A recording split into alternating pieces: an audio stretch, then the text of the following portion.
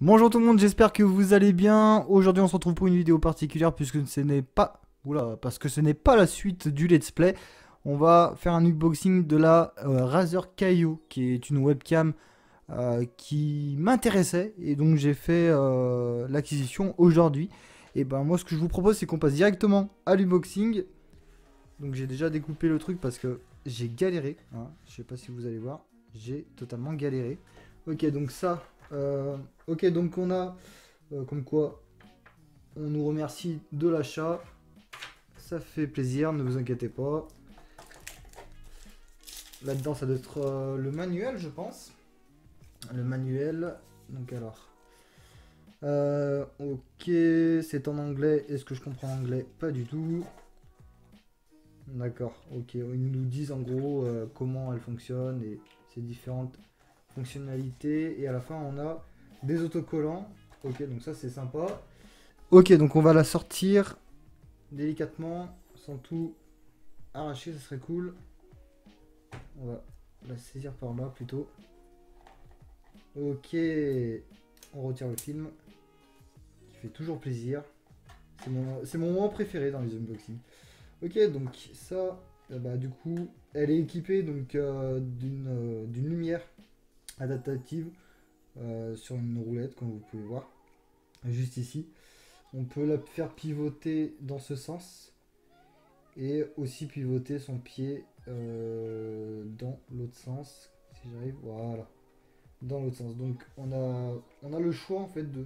Je pense elle est bien pour s'adapter à tout type d'angle. Donc ça c'est plutôt pas mal.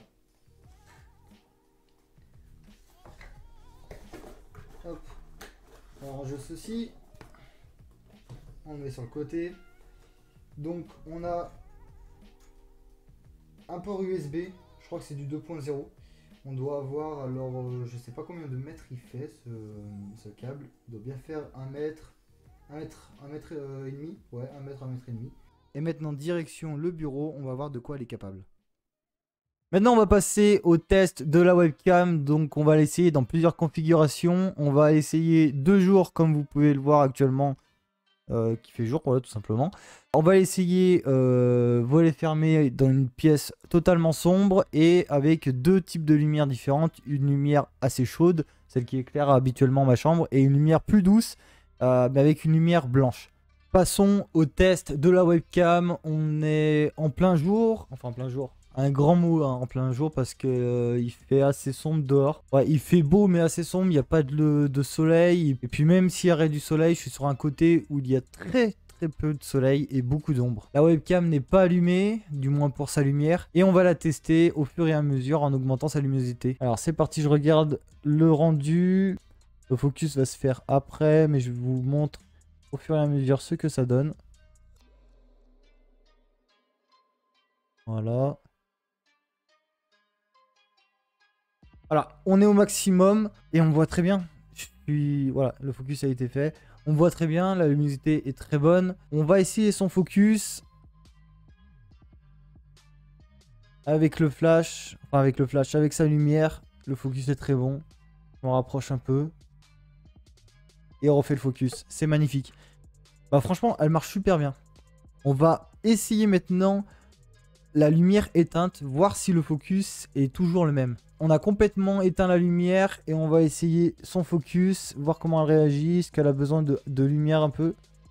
Non, elle s'en sort très bien. Après, ce que je vous conseille, c'est quand même l'augmenter un petit peu la lumière si vous êtes dans une pièce un petit peu sombre, même si on est en plein jour. Et le focus, du moment en fait où elle a assez de lumière, le focus est très net. Maintenant, volet fermé, porte fermée, aucune lumière, mis à part mes 2 écrans qui m'éclairent un petit peu. La webcam est actuellement pas éclairée, aucune lumière, mis à part mes 2 écrans. Et pareil, on va augmenter au fur et à mesure pour voir. Alors je vais, comme tout à l'heure, comme je le répète 150 fois, ne pas mettre ma main devant. Voilà, j'ai à peine éclairé et on voit déjà très bien.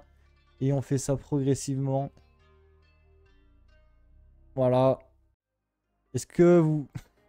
Est-ce que vous comprenez quand je dis que ça éclaire très bien? Je plisse les yeux au fur et à mesure que ça augmente. Voilà, là je crois que je suis au maximum. Ouais, voilà. Je suis au maximum, on laisse faire le focus. Et bah c'est très net. C'est très net. La webcam se comporte très bien. Pareil, on va essayer le focus. Alors, je pense que là, ça va pas trop marcher. Eh bah si. Je pensais que justement... Bon, là, je suis assez loin de la webcam. Je dois être à 25 cm. Je vais me rapprocher de plus en plus pour voir si, on va dire... elle réagit super bien. Je pensais qu'elle allait un peu prendre son flash dans la gueule et avoir du mal justement à faire le focus. Ça marche super bien. Comme vous pouvez le voir, j'ai les mains propres. Hein.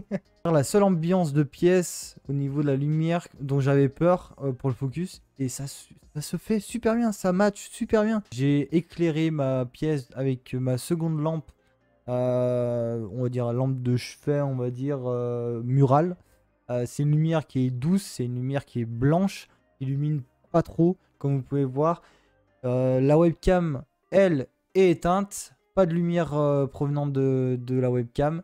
Et pareil, on va procéder à son test au fur et à mesure en augmentant sa lumière. Donc pour l'instant, la qualité est très bonne. Voilà, à peine éclairée et ça suffit déjà. Et on augmente au fur et à mesure. Elle va faire le focus juste après.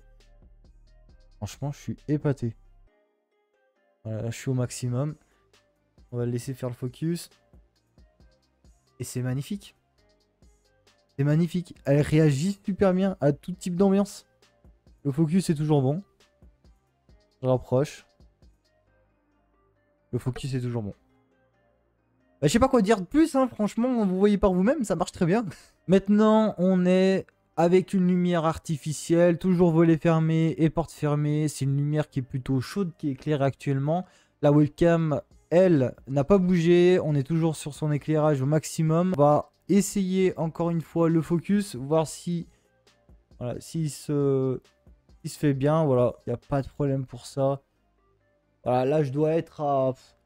Elle est à 7 cm de la webcam, donc le focus est très très bon. On va voir comment la webcam réagit lorsqu'on éteint sa lumière, tout en essayant de ne pas mettre la main pour que vous voyez progressivement ce que ça donne. Voilà, je suis quasiment éteint là. Là, voilà, là je suis complètement éteint.